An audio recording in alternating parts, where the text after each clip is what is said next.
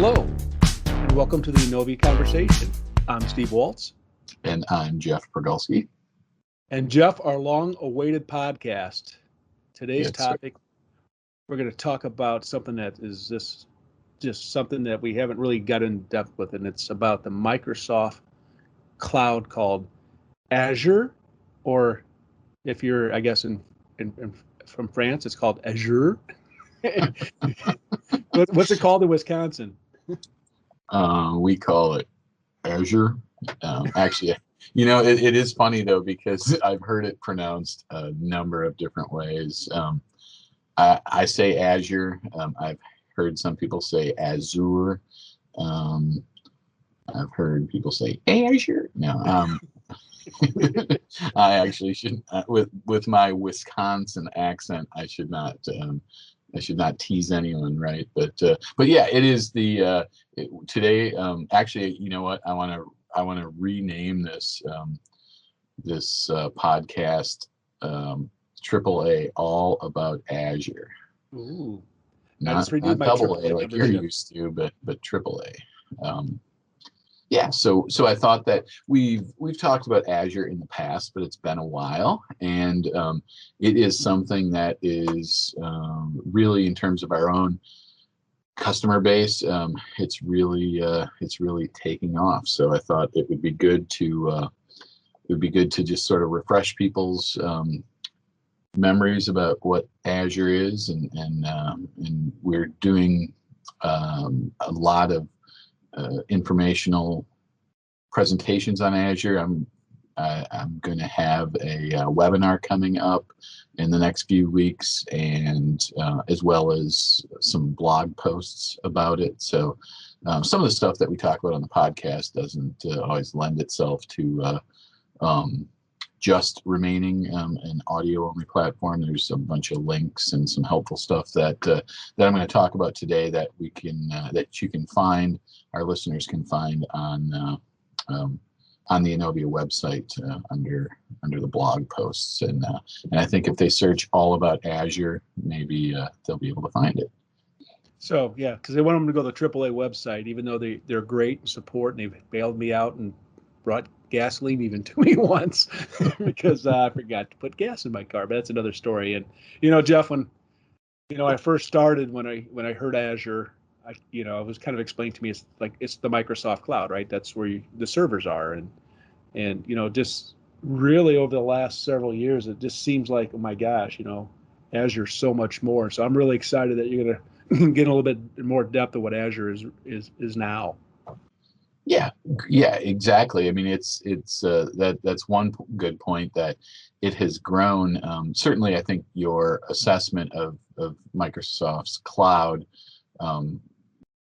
as the basic definition of what Azure is. But if you think about the cloud in general, and what that means to different organizations, to different platforms, the cloud is a pretty generic answer. So beyond that, digging in a little deeper, Azure, I think when people ask me what it is, I start by saying it's the cloud platform of Microsoft. And in terms of where they compete against, probably their primary competitor is Amazon Web Services, and which is obviously Amazon's cloud platform.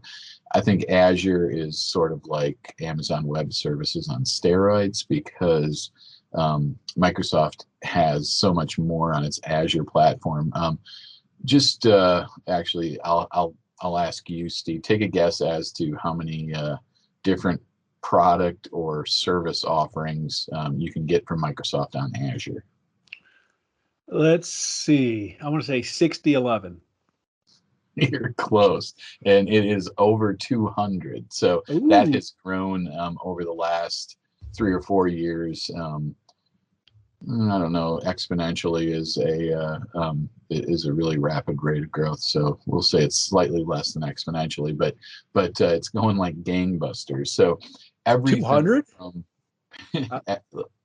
Yeah, I mean, like it goes from, and I think the stuff that maybe is most important to our listeners is the is the idea of it starts with servers, I think, and virtual servers that exist in the cloud, going back to Microsoft Windows Server 2012. The Microsoft put in the bits in the software that connected, that reached out to some Azure backup machines that you could have configured in your on-premise server environment. And so Microsoft was laying the foundation for this, almost, I guess probably it has been around now a decade. And so the solution has been building since then. But the idea that as companies look at their own infrastructure and decide, like, why do we have a server room, why do we have all this hardware, IT hardware that we've got to maintain, that we've got to back up and keep cool in the summer and keep warm in the winter, and all of those questions. The idea of managing that infrastructure just becomes such a cost center, and it requires expertise. Obviously, you've got to have an IT team that is just managing the day-to-day. I mean, IT is an integral part of almost every organization today, but maintaining hardware seems to be a skill that is going by the wayside as companies make more strategic investments and how they're going to spend their IT dollars, and they look to a cloud platform to do that. So Azure virtual machines, Azure VMs, are the kind of the building block that most of our customers get interested in, as you're looking at a $50,000 hardware spend, where you've got some servers that need to be replaced, and you need to upgrade the licensing on those servers. Figuring out that you can, rather than spending $50,000 up front, you can invest $1,000, $1,500 a month, depending on what sort of machine specifications you need, and then spend a lot less money overall over the complete life of the equipment. And one of the reasons that any cloud platform is going to save you money, but specifically Microsoft Azure, is that it is one of the tenets of a cloud solution is that it should be elastic. It should be flexible, so that in the old days of on-premise servers, you had to design a hardware solution that could handle your peak demand, and that was, that meant you had to bump up the memory and the storage and the processor, so that when you were in your busy season, you had what you need. Of course, what that meant is that somewhere in the neighborhood of 80+% of IT hardware capacity in on-prem solutions sits idle, because it's over-designed, and that was just a fact of life, a limitation of the on-prem world. Well, in the Azure world, you can design your solution to scale as your business grows, and then if it's seasonal and you need less, you can reduce resources, and you only pay for what you need, and in a lot of cases you can get a really powerful infrastructure for a lot less money, because you're only ramping up as your user count grows and as demand on the system grows, and then it grows with you, your Azure subscription. So that is one of the important differences, I guess, between a on-prem solution and a Azure solution, and one of the reasons that people go to that. How do you feel about flexibility, Steve? Are you for it or against it?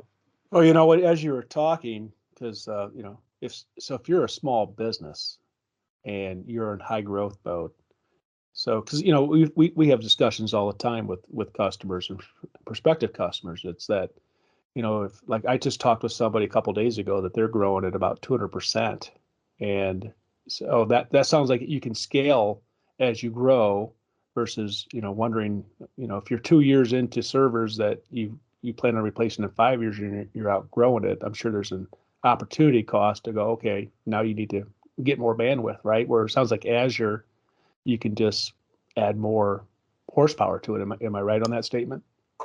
Yep, you are exactly right. The other thing that I think is an important consideration, not just from the standpoint of demand or demand in your IT system from your number of users or how busy your business is, those sort of factors, is that being on a cloud platform makes you as an organization a lot more agile when it comes to changes in your overall business. So one of the big changes that we are helping our customers navigate around is the move to cloud from their ERP application.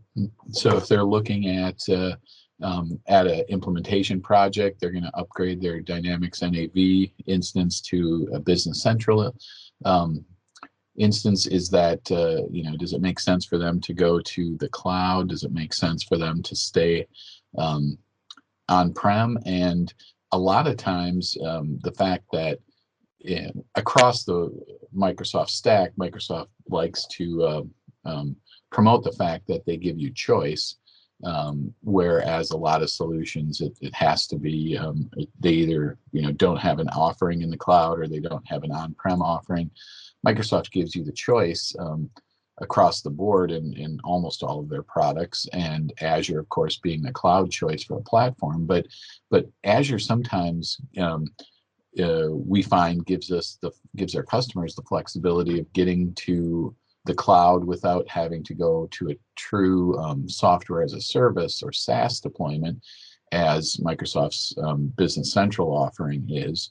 Let's say they've got some compliance requirements that they can't be in a shared instance. They want to have complete control over when where their data resides, maybe where when upgrades are applied, who has access to the system, etc.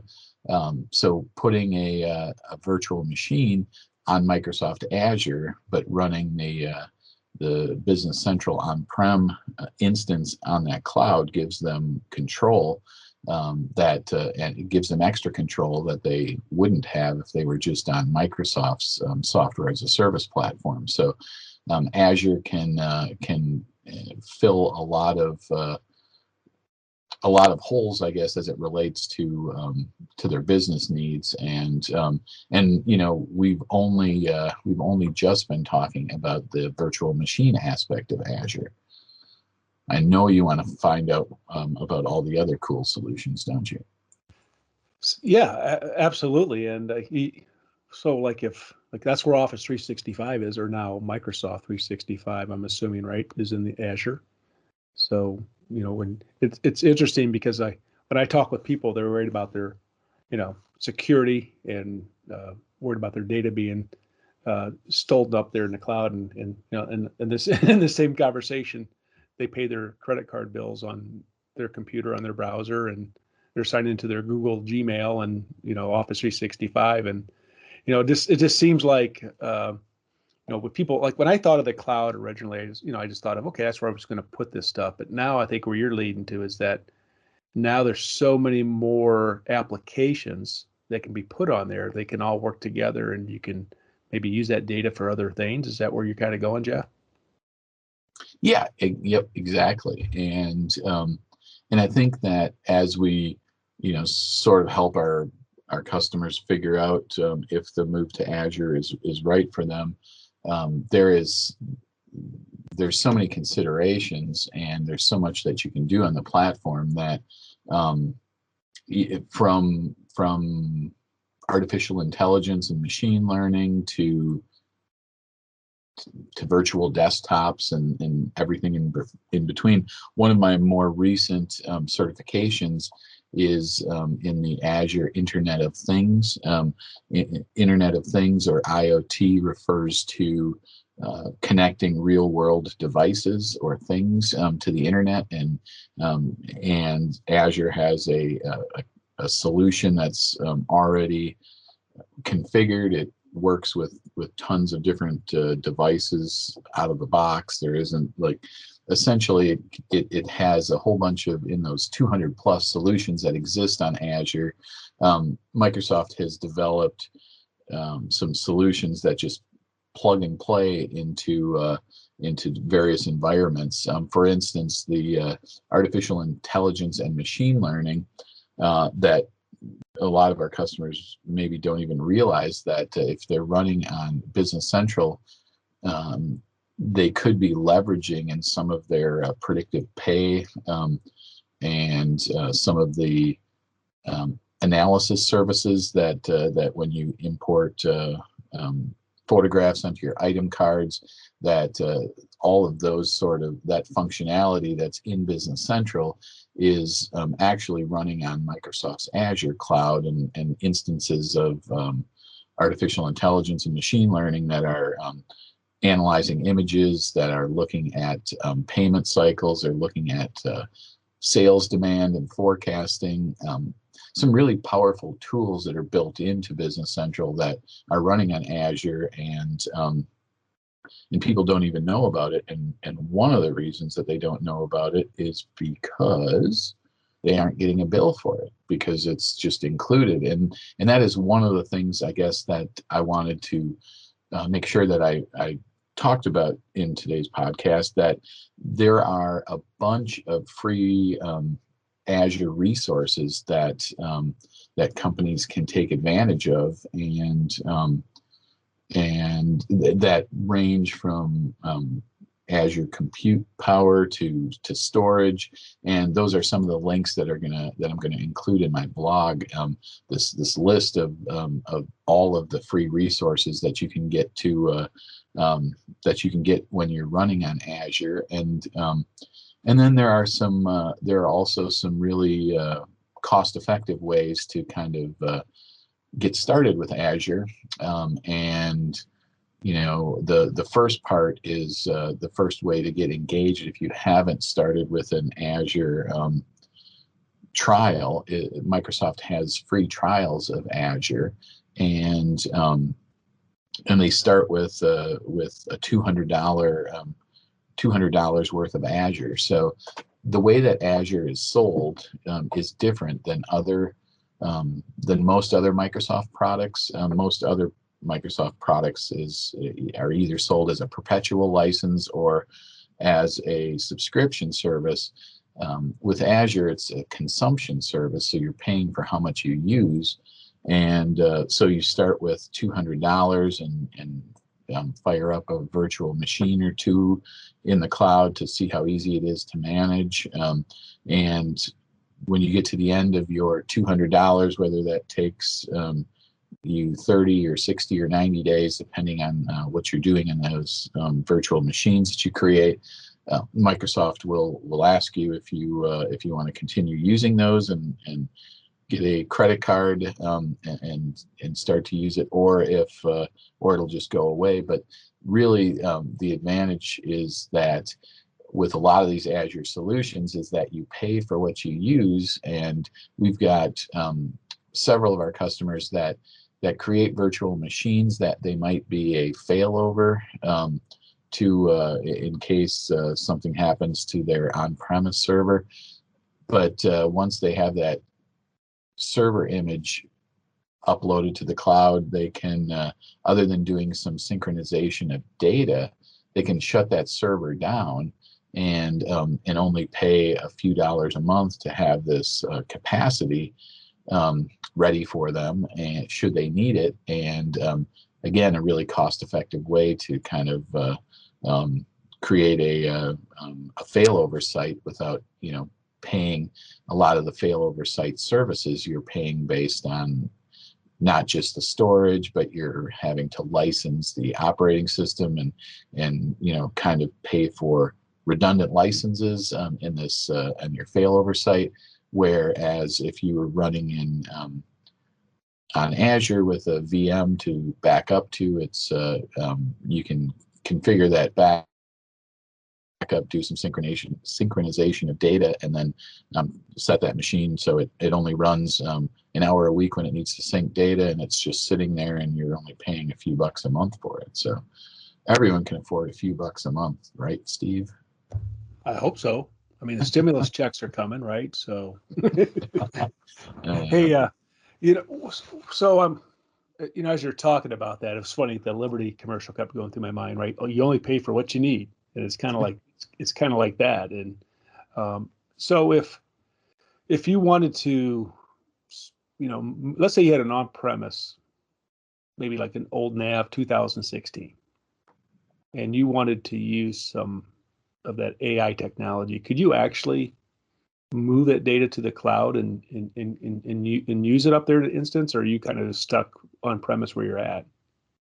It is Azure, the artificial intelligence, machine learning. You can leverage on-premise data to against those services, but it is a lot more involved, and it's not as you need to do something with that data. So the plugins aren't there, and like an old version of NAV to produce those on the page. So you could certainly leverage web services and create a web part on that page and put whatever kind of analytics reports you wanted to. But then you start to get into some fairly serious development skills, and if companies don't have those available, hacking up the those pages and making changes to them are something that becomes cost prohibitive, because it just takes a lot of time to do that. Whereas the the hosted version, the SaaS version, just has all those connections open and available, and it's all running in the same Microsoft 365/Azure environment. Mm-hmm. So it's a matter of a couple of mouse clicks, not a couple dozen hours of developer time. Have you noticed over the last several years? So, another question that always comes up is, what happens if it goes down, right? Is Microsoft, is the reliability increasing, or I heard it's like what, 99.9 whatever percent. What is your feeling on, if I'm putting all my stuff up there, I need to run my business. I mean, what would you say to those people that are listening? Yeah, that's especially considering the source. That's a really good question, Steve. It's I'll remember that one, Jeff. The question of is my data safe up there is a two-pronged question. Number one, is it safe from a security standpoint? And then number two, is it safe? Is it being backed up? Is there redundancy there? And really, short of a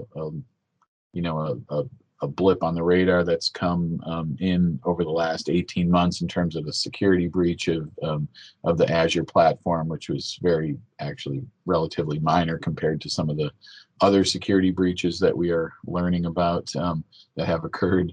It is certainly Microsoft invests a lot of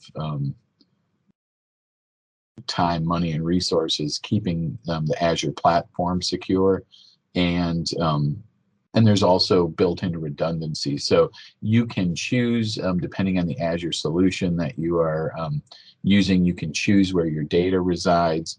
You can create some redundancy in Azure if you are a really conservative belt and suspender type IT person that wants to make sure that you have multiple Azure instances. But for 99% of our customers, I think it might be like a 5.9 sort of uptime guarantee from Microsoft, like a financially backed service level agreement. It's like 99.999 uptime guarantee.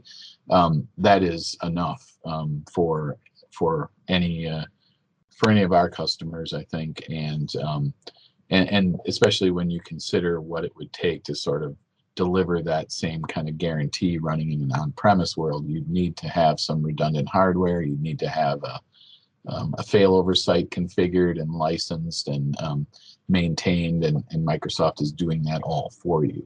So the other part of so when customers are thinking about like how do we get to the cloud, and that's where, you know, partnering with someone like Innovia, where we've got resources, we've got a team of technology consultants that have been working in Azure for the last 10 years almost. So we've got an infrastructure team that has migrated their skills to the Azure platform and can help. And then we've got our sales team that understands Azure and you know, is working with customers that are making decisions about moving to the cloud every week, month, year. So we've got a lot of experience helping customers get there. Microsoft has provided some really efficient tools to help customers get there, and I'm going to include some of the links to those tools. You know, creating a virtual machine in your on-prem environment that is an Azure migration machine that can start to grab images of your on-prem servers and push them to the cloud, and then report back what sort of issues you have if there are unsupported operating systems or some, you know, crazy configuration. There are tools that Microsoft has available to end users as well as partners that give you a really straightforward path to get to the cloud.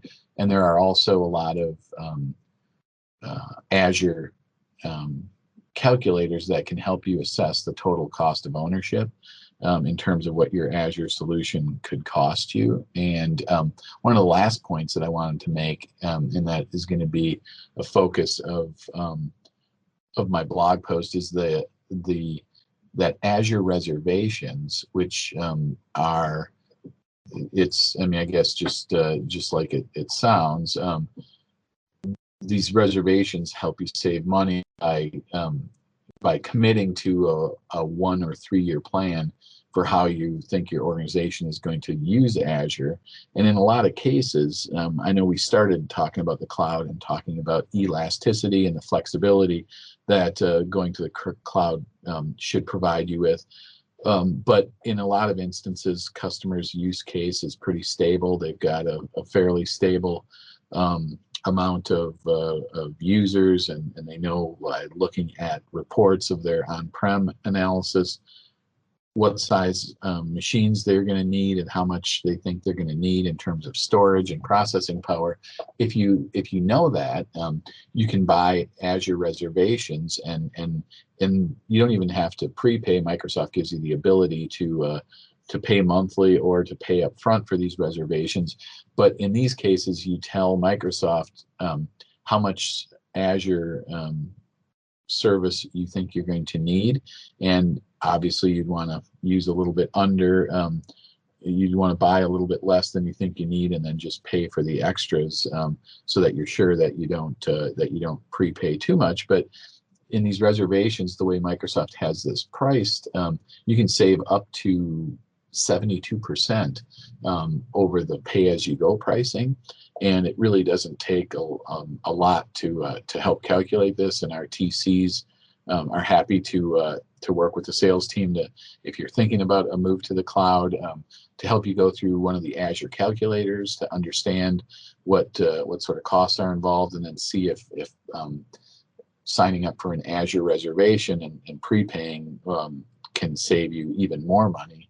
And that is and that's available not just in the virtual machine world, but there are it could be the machine learning platform, it could be some Power BI or some application services. But once you get a feel for what you need, if telling Microsoft that you're agreeing to buy this much of their service from them, they're offering substantial discounts, and that is something that has been around for a while, but we've found that a lot of our customers aren't taking advantage of those reservations.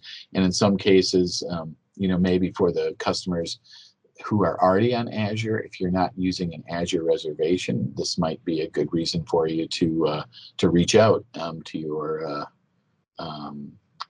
account manager at Innovia or whoever your Azure partner is, and ask them if Azure reservations can save you some money, because we have found that that it is an underutilized resource in the Azure world, and again, savings of 72%. That's that's a big number. That's a lot of money.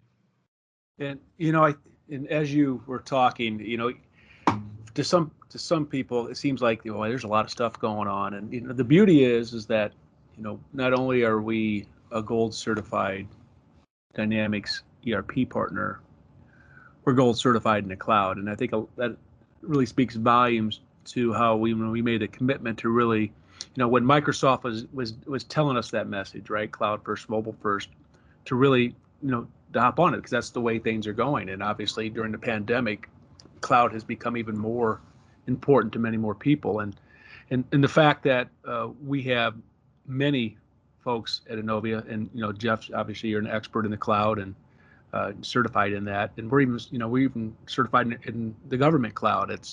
So we'll be able to, I think, simplify a lot of those conversations with their customers, and because it sounds like, there's a lot going on there. Do I really need it? But I think that's worth a discovery conversation on, how, if you're looking to move off of your on-premise service for your ERP system, or if you're really looking and got the message, right? If you truly want to be that organization that is leading and that is cutting edge, and how can I use all this data, right, to either increase revenue and the customer experience? I mean, what a great opportunity. Yep, exactly, and I think that's we not to toot our own horn too much, but that's really, I think, as it most of our Innovia Conversation podcasts are about CRM. I'm just kidding, Steve. Are about ERP. They're ERP related, and but certainly if you're doing your job as a Microsoft partner, you can't ignore all of the changes from a licensing perspective, from a platform perspective. You have to be aware of all these things, and we have to make sure that our customers are getting the most for their money as it relates to any of the dollars they're spending in and around ERP. So that's basically what I wanted to cover today. As I said, I'm going to have a follow-up webinar about a little bit more about Azure, and as well as a blog post that's going to have some links in there to some of the free Azure resources and some more details about Azure reservations. So I think for any of our customers who haven't looked at the cloud in a while, it's time to take a look again. And even for our customers who are on the cloud, on Azure maybe already, maybe to think about looking at Azure reservations to see if that's a way that you can save some money. Well, that was good information, Jeff. And as Jeff said, he'll be doing a webinar and some posts on it, and we'll be speaking about Azure more throughout the year. Really, it is helping you understand these other avenues that you have with Microsoft, and being that partner for you. We're really trying to help guide you and offer you these options and really take you to the next level. So Jeff, I think the last podcast we had was prior to the Super Bowl, and I know the GOAT came into Green Bay and took care of business. Mm-hmm. And he went into the Super Bowl and took care of business. I was wondering, are you doing okay? I've been worried about you. Yeah, that game was the game at Lambeau Field was, it certainly didn't go the way that Packer fans wanted, but it's good to make it to the championship. I didn't like the rumblings that came out of that loss where Aaron Rodgers was thinking about sounded like he was thinking about moving on, and we've been pretty fortunate from a quarterback perspective. I always remember it shows the number of Packers starting quarterbacks versus over the last like 20 years compared to the number of Bears starting quarterbacks. It's like 2 to like 21 or something. So we've been fortunate, but at the end of the season, we are not champions, no different than the Bears. So there's always next season. And yeah, one of these days when Sid Luckman, you still bring him up as your quarterback that has the record. Is pretty sad.